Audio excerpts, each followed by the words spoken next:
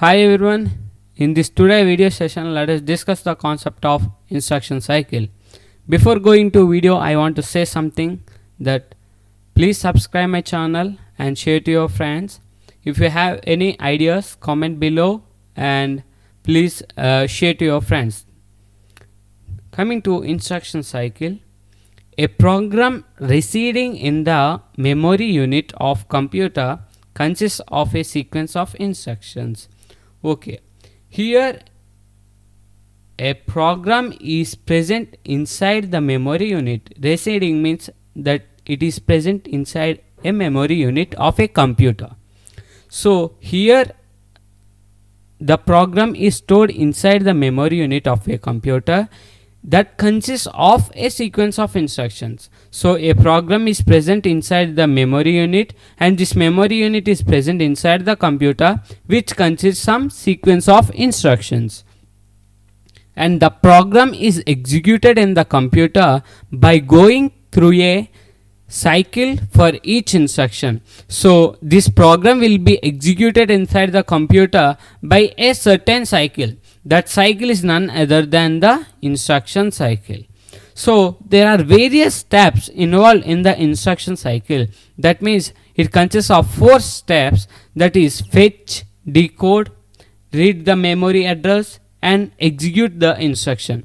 First it will fetch the instruction from the memory. So the memory consists some different types of instructions. So these different types of instructions will be fetched by using the fetch instruction. Next, coming to the second one, decoding. So decoding is nothing but converting from one language to the another language. So in memory it was saved in binary coded language, it was converted into the programmable language by using the decoding. Next, coming to the third one, reading the effective address from the memory if the instruction has indirect address. So if the address of the given instruction is direct, there is no problem, we can directly go and search the instruction and execute it. Or else it must be read the effective address of the from the memory because it is an indirect address. So because an indirect address consists of another address, I think so you understood it. In my previous video I discussed about indirect address and direct address very clearly, so please visit them. Next, coming to the fourth step, executing the instruction. So after the completion of these 3 steps the instruction will be executed. So after executing, again it comes to first place. After step 4, control goes back to step 1. So if you want to stop this entire process, we have to use the halt instruction to stop this entire instruction cycle. Here this is the flow chart which shows the instruction cycle. First it starts at sequence counter, initially it will be 0. After that program counter transfers the address data into the address register. Inside the address register the data is stored. After this the memory address sends the instructions to the instruction register and the program counter will be incremented by 1 for the next instruction. Okay, after this when the address is transferred to the instruction register, it will be decoded. So decoding means 12 to 14 bits which consists of opcode. Okay, from 12 to 14 decoding will be occurred. That means a decoder is used for decoding this. Here this decoding is explained in my previous video, that means about control and timing and control. In that video I explained about decoding very clearly, and after that instruction, that means 0 to 11 bits, those instruction will be again transferred to the address register. Next instruction register 15th bit will be transferred to the I bit. That means either the direct or indirect addressing mode will be specified by this 15th bit. After this, when the decoder D7, so here IR is consists of 3 bits. So these 3 bits will be decoded into 8 bits.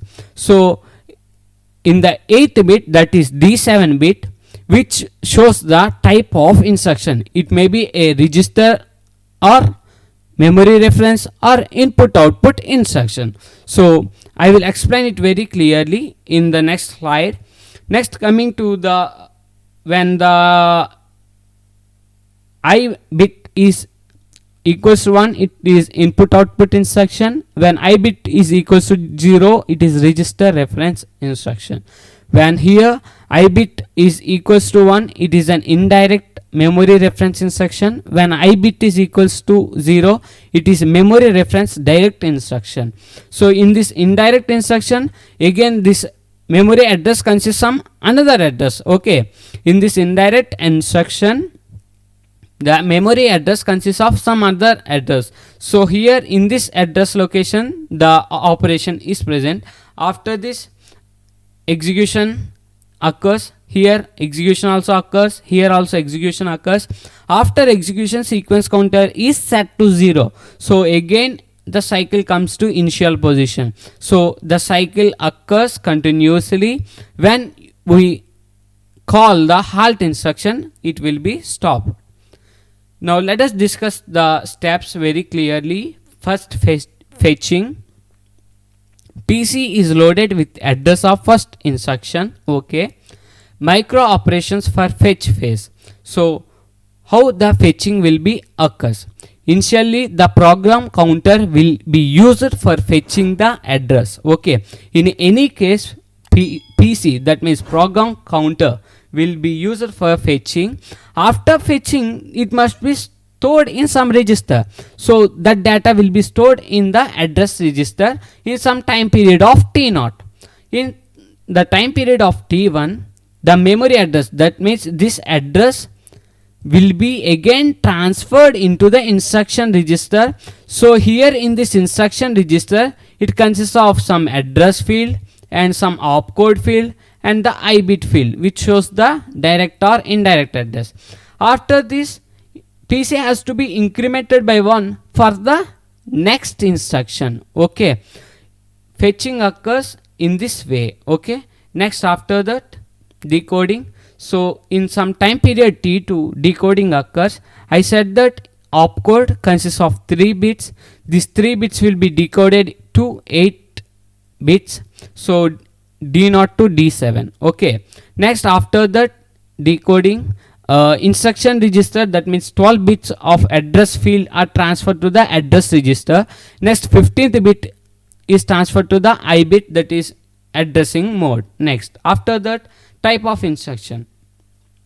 So I already discussed D7. When the D7 value is equals to 1, it is either a register or input output reference instruction, or else when the D7 is equals to 0, it is a memory reference instruction. Okay, I think so you understood it. Next, after that, the sequence counter is cleared to 0, providing a decoded timing signal T0. So when the sequence counter is set to 0, then automatically timing will be set to 0. That means again it comes to the initial state. Okay, after each clock pulse, sequence counter is incremented by 1. Okay, for every clock pulse, sequence counter is incremented by 1. So here sequence counter will be incremented 1. When the sequence counter will be incremented by 1, then the time complexity will be, that means timing also be incremented. So T0 will be incremented to T1. So for next instruction, T1 will be incremented to T2. So in this way, the instruction cycle will be occurred. I think so you understood it. If you have any doubts, comment below and share to your friends and subscribe my channel. Thank you everyone.